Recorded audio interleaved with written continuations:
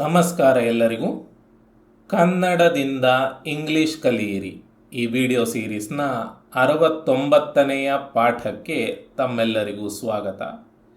ಈ ವಿಡಿಯೋದಲ್ಲಿ ನಾವು ವುಡ್ ಮೋಡಲ್ ವರ್ಬ್ನ ಇನ್ನಷ್ಟು ಬಳಕೆಗಳನ್ನು ಕಲಿಯೋಣ. ಸರಿನಾ? ಹಿಂದಿನ ವಿಡಿಯೋದಲ್ಲಿ 4 ಬಳಕೆಗಳನ್ನು ಕಲ್ತ್ವಿ ಅಲ್ವಾ? ಈಗ 5ನೆಯ ಬಳಕೆ ವುಡ್ ಲೈಕ್ ಟು. ವುಡ್ ಬಳಸಿ ಅದಾದಮೇಲೆ ಲೈಕ್ ಟು ಬಳಸಿ ವಾಕ್ಯಗಳನ್ನು ರಚಿಸುತ್ತೇವೆ. ಹೀಗೆ ರಚಿಸಿದರೆ ವಾಂಟ್ ಟು ಬಳಸಿ ವಾಕ್ಯಗಳನ್ನು ರಚಿಸಿದ ಹಾಗೆಯೇ ಆಗ್ತದೆ. ಆಯ್ತಾ? ವುಡ್ ಲೈಕ್ ಟು ವಾಕ್ಯಗಳ ಸ್ಟ್ರಕ್ಚರ್ ಇದು. ಮೊದಲು ಸಬ್ಜೆಕ್ಟ್ ಬರಬೇಕು, ಆಮೇಲೆ ವುಡ್ ಲೈಕ್ ಟು ಬರಬೇಕು, ಆಮೇಲೆ ವರ್ಬಿನ ಮೊದಲ ರೂಪ ಬರಬೇಕು. ಸರಿನಾ? ಉದಾಹರಣೆಗೆ, ಅವರು ಮನೆ ಖರೀದಿಸಲು ಬಯಸುತ್ತಾರೆ. He would like to buy a house. He would ಅನ್ನುವಂಥದ್ದನ್ನು ಸಣ್ಣಕ್ಕೆ ಮಾಡಿದ್ದೇವೆ, ಹೀಡ್ ಮಾಡಿದ್ದೇವೆ. He'd like to buy a house. He ಬಂತು, ಸಬ್ಜೆಕ್ಟ್ ಬಂತು, ವುಡ್ ಬಂತು, ವುಡ್ ಬಂತು, ಲೈಕ್ ಟು ಬಂತು, ಲೈಕ್ ಟು ಬಂತು, ಬೈ ಅನ್ನುವಂತಹ ವರ್ಬಿನ ಮೊದಲ ರೂಪ ಬಂತು. ಹಿ ವುಡ್ ಲೈಕ್ ಅಂದರೆ ಅವರು ಬಯಸುತ್ತಾರೆ ಅಂತ. ಟು ಬೈ ಅಂದರೆ ಖರೀದಿಸಲು. ಅ ಹೌಸ್ ಅಂದರೆ ಮನೆ. ಅ ಹೌಸ್ ಅಂದರೆ ಮನೆ. ಆಯ್ತಾ? He'd like to buy a house ಅಂತ ಹೇಳಿದರೆ ಈ ವಾಕ್ಯ. He wants to buy a house ಅಂತ ಹೇಳಿದರೂ ಇದೇ ವಾಕ್ಯ. ಆಯ್ತಾ? Want to, wants to, wanted to ಅನ್ನು ಬಳಸಲಿಕ್ಕೆ ಕಲ್ತ್ವಿ ಅಲ್ವಾ? ಕಲ್ತಿದ್ದೇವೆ, ನಿಮಗೆ ಗೊತ್ತಿದೆ. He wants to buy a house ಅಂತ ಹೇಳಿದ್ರು ಇದೇ ಅರ್ಥ. ಹಿ ವಾಂಟ್ಸ್ ಅಂದರೆ ಅವರು ಬಯಸುತ್ತಾರೆ. ಟು ಬೈ ಅಂದರೆ ಖರೀದಿಸಲು. ಅ ಹೌಸ್ ಅಂದರೆ ಮನೆ. ಸರಿನಾ? ಹಾಗಾಗಿ ವುಡ್ ಲೈಕ್ ಟು ಬಳಸಿ ರಚಿಸಿದಂತಹ ವಾಕ್ಯಗಳ ಅರ್ಥ ವಾಂಟ್ ಟು ಬಳಸಿ ರಚಿಸಿದ ವಾಕ್ಯಗಳ ಅರ್ಥದೇ ಆಗಿರ್ತದೆ. ಸರಿನಾ? ಇನ್ನೊಂದು ಉದಾಹರಣೆ. ನನ್ನ ಪೋಷಕರು ನಿಮ್ಮನ್ನು ಭೇಟಿಯಾಗಲು ಬಯಸುವುದಿಲ್ಲ. My parents would not like to meet you.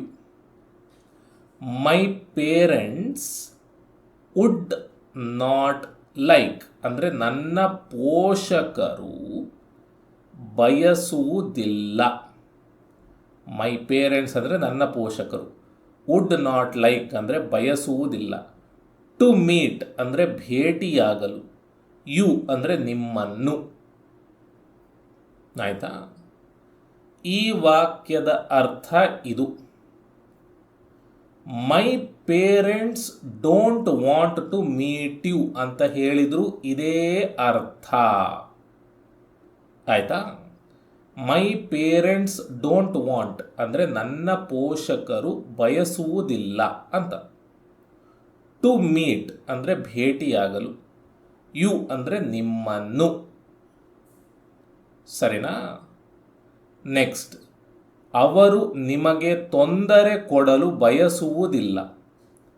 They wouldn't like to bother you. They wouldn't like ಅಂದರೆ ಅವರು ಬಯಸುವುದಿಲ್ಲ. ಟು ಬಾದರ್ ಅಂದರೆ ತೊಂದರೆ ಕೊಡಲು. ಯು ಅಂದರೆ ನಿಮಗೆ. ಆಯ್ತಾ? ಈ ವಾಕ್ಯದ ಅರ್ಥ ಇದು. They don't want to bother you ಅಂತ ಹೇಳಿದ್ರು ಇದೇ ಅರ್ಥ. ದೇ ಡೋಂಟ್ ವಾಂಟ್ ಅಂದರೆ ಅವರು ಬಯಸುವುದಿಲ್ಲ.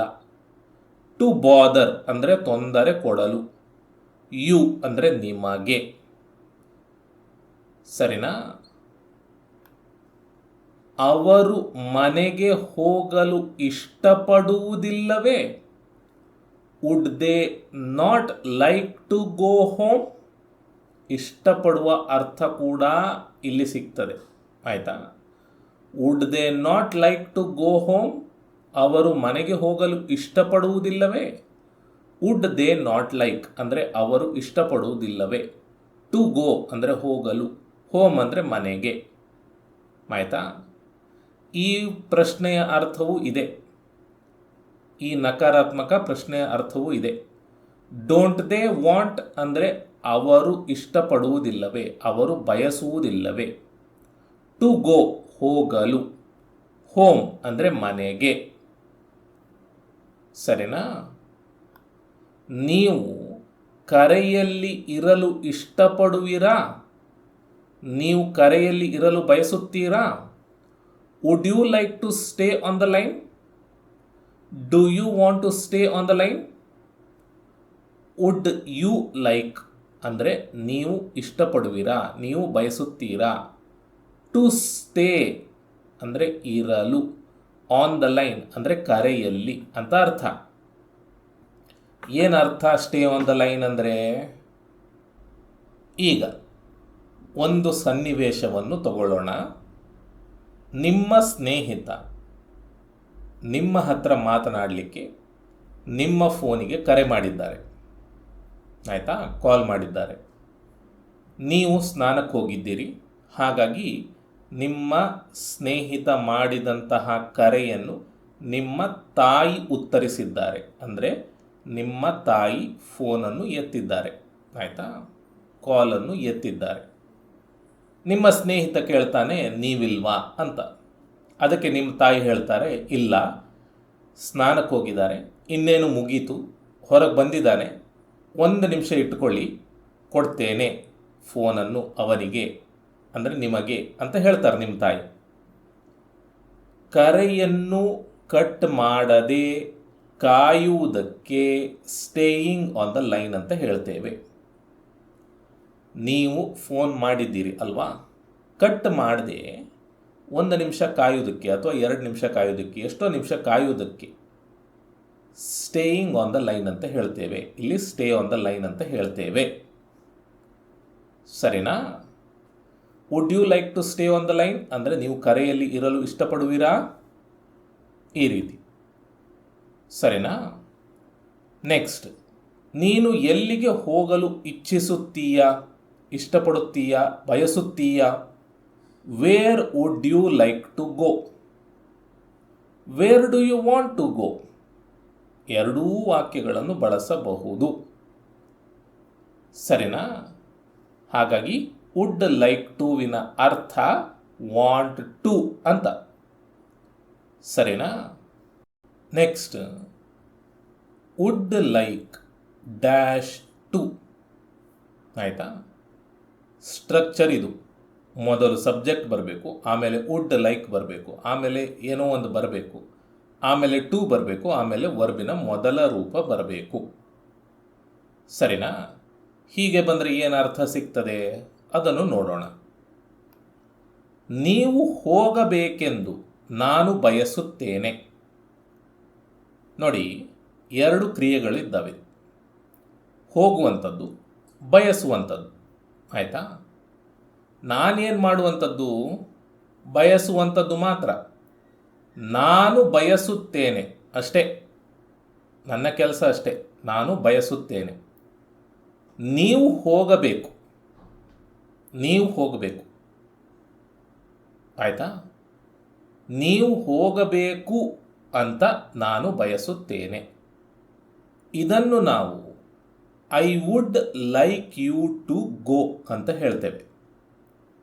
ಐ ಅಂದರೆ ನಾನು, ಸಬ್ಜೆಕ್ಟ್, ವುಡ್ ಲೈಕ್, ಆಮೇಲೆ ಯಾರು ಕ್ರಿಯೆಯನ್ನು ಮಾಡಬೇಕು? ನೀವು, ನೀವುಗೆ ಇರುವಂತಹ ಪದ ಯು, ಅದು ಇಲ್ಲಿ ಬರಬೇಕು, ಯು. ಆಮೇಲೆ ಟು, ಆಮೇಲೆ ವರ್ಬಿನ ಮೊದಲ ರೂಪ ಗೋ, ಆಯಿತಾ?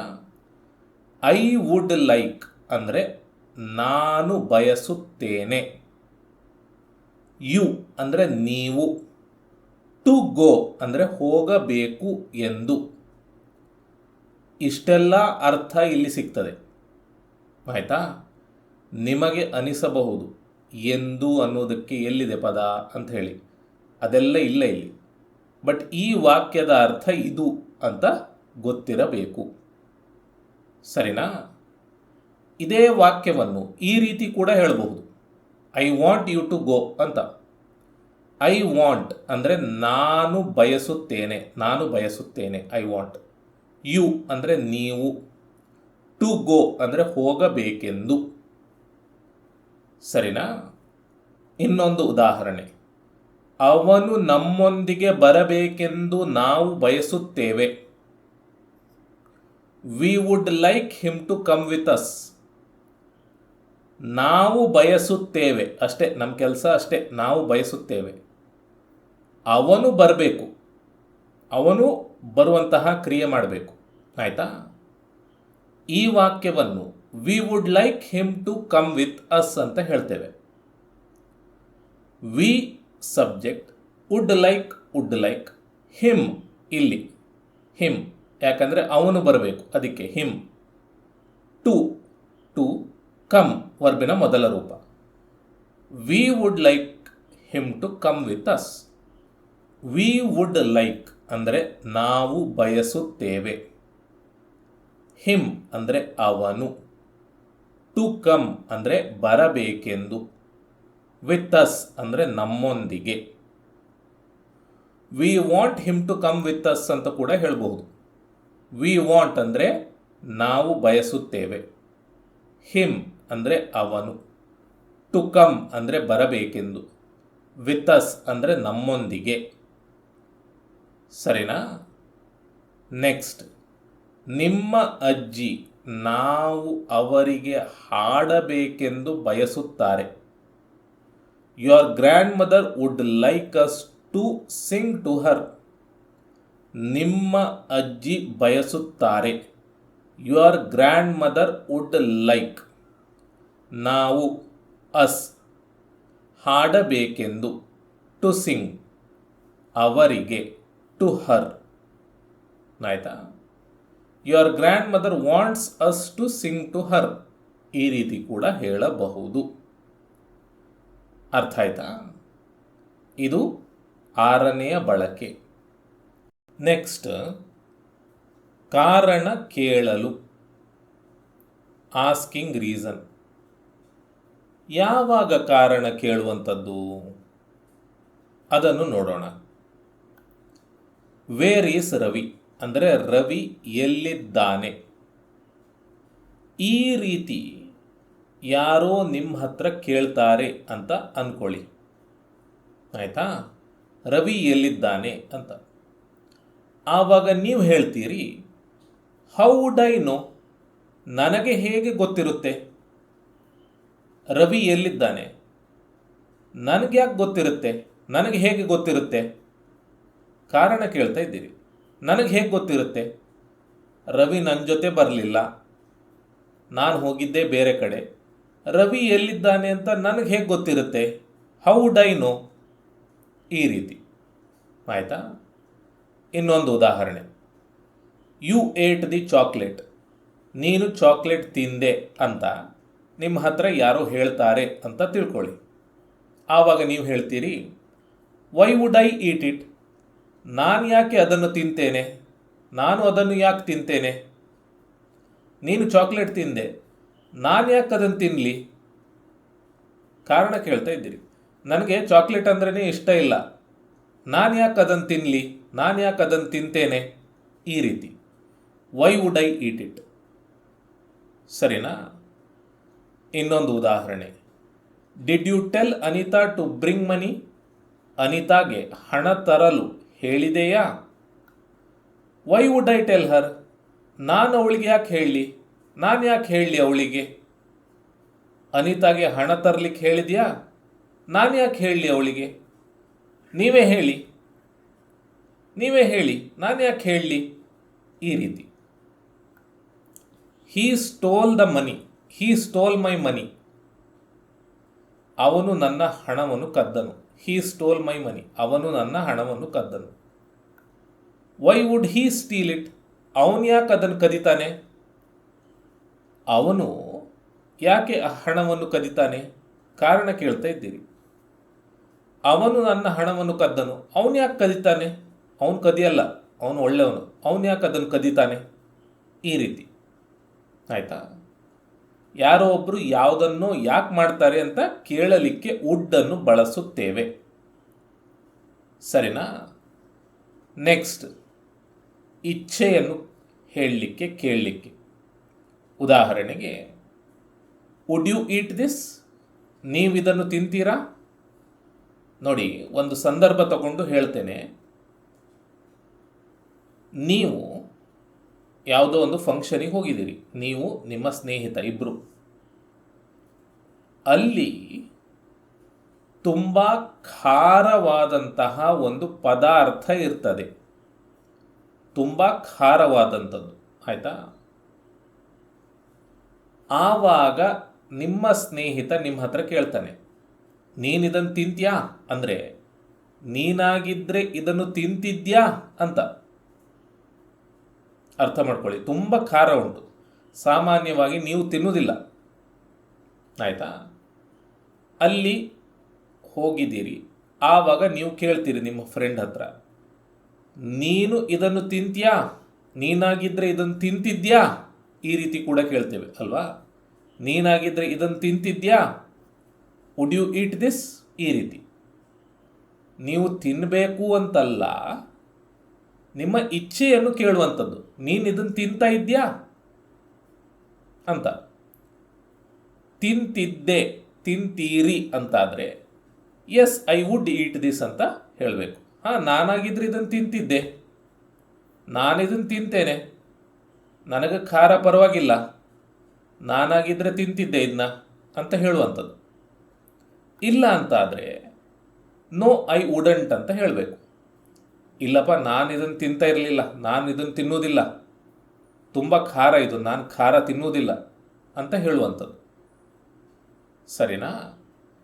ಇನ್ನೊಂದು ಉದಾಹರಣೆ, ನೀವು ಇಲ್ಲಿ ಮಲಗುತ್ತೀರಾ? Would you sleep here? ಇನ್ನೊಂದು ಸಂದರ್ಭ ತಗೊಳ್ಳೋಣ. ನೀವು ಯಾವುದೋ ಒಂದು ಹೊಸ ಜಾಗಕ್ಕೆ ಹೋಗಿದ್ದೀರಿ, ಆ ಜಾಗದಲ್ಲಿ ರಾತ್ರಿ ಮಲಗುವ ಸಂದರ್ಭ ಬಂದಿದೆ. ಆ ಜಾಗ ತುಂಬ ಕೊಳಕಾಗಿದೆ, ಆಯಿತಾ? ಆ ಕೊಳಕು ಜಾಗದಲ್ಲಿ ನೀವು ಮಲಗ್ತೀರಾ ಅಂತ ನಿಮ್ಮ ಸ್ನೇಹಿತ ನಿಮ್ಮ ಹತ್ರ ಕೇಳ್ತಾನೆ. ನೀನಿಲ್ಲಿ ಮಲಗ್ತಿದ್ಯಾ? ನೀನಾಗಿದ್ದರೆ ಈ ಜಾಗದಲ್ಲಿ ಮಲಗ್ತಾ ಇದ್ಯಾ? ನೀವಿಲ್ಲಿ ಮಲಗ್ತೀರಾ ಅಂತ ಕೇಳುವಂಥದ್ದು. ಅದಕ್ಕೆ ಹೌದು ಅಂತಾದರೆ, ನಾನಿಲ್ಲಿ ಮಲಗ್ತೇನೆ, ನಾನಾಗಿದ್ದರೆ ಇಲ್ಲಿ ಮಲಗ್ತಾ ಇದ್ದೆ, ನನಗೇನು ಜಾಗ ಕ್ಲೀನ್ ಇರಬೇಕಂತಿಲ್ಲ, ನಾನಾಗಿದ್ದರೆ ಮಲಗ್ತಿದ್ದೆ, ನಾನಿಲ್ಲಿ ಮಲಗ್ತೇನೆ ಅಂತ. ಮಲಗ್ತಿರೋ ಬಿಡ್ತಿರೋ ಅದೆಲ್ಲ ಬೇರೆ ವಿಷಯ, ಆಯಿತಾ? ಇಲ್ಲಿ ಇಚ್ಛೆಯನ್ನು ಕೇಳುವಂಥದ್ದು ಅಷ್ಟೇ. ಇಲ್ಲ ಅಂತಾದರೆ, ಇಲ್ಲ ನಾನು ಮಲಗೋದಿಲ್ಲ, ನಾನಾಗಿದ್ದರೆ ಇಲ್ಲಿ ಮಲಗ್ತಾ ಇರಲಿಲ್ಲ, ನನಗೆ ಜಾಗ ಕ್ಲೀನ್ ಇರಬೇಕು, ಈ ರೀತಿ ಹೇಳುವಂಥದ್ದು. ಸರಿನಾ? ಸೊ ಯಾವುದೋ ಒಂದು ಕೆಲಸವನ್ನು ಮಾಡುವಂತಹ ಇಚ್ಛೆ ಇದೆಯೋ ಇಲ್ಲವೋ ಅಂತ ಕೇಳಲಿಕ್ಕೆ ವುಡ್ಡನ್ನು ಬಳಸುತ್ತೇವೆ. ಸರಿನಾ? ಸರಿ. ಇಷ್ಟನ್ನು ಬಿಟ್ಟು ಕೂಡ ಇನ್ನಷ್ಟು ಬಳಕೆಗಳು ಇದ್ದಾವೆ ವುಡ್ ಪದದ್ದು. ಮುಂದೆ ಭವಿಷ್ಯದಲ್ಲಿ ಇನ್ನೊಂದು 2-3 ಬಳಕೆಗಳನ್ನು ಕಲಿಯೋಣ. ಸರಿನಾ? ಸರಿ. ಹೇಳ್ಕೊಟ್ಟಿದ್ದೆಲ್ಲ ನಿಮಗೆ ಅರ್ಥ ಆಗಿದೆ ಅಂತ ಅಂದುಕೊಂಡು ಈ ಒಂದು ಎಕ್ಸಸೈಸನ್ನು ಕೊಡ್ತಾ ಇದ್ದೇನೆ. ಈ ವಾಕ್ಯಗಳನ್ನು ವುಡ್ ಬಳಸಿ ರಚಿಸಿ ಕಮೆಂಟ್ ಮಾಡಿ. ಸರಿನಾ?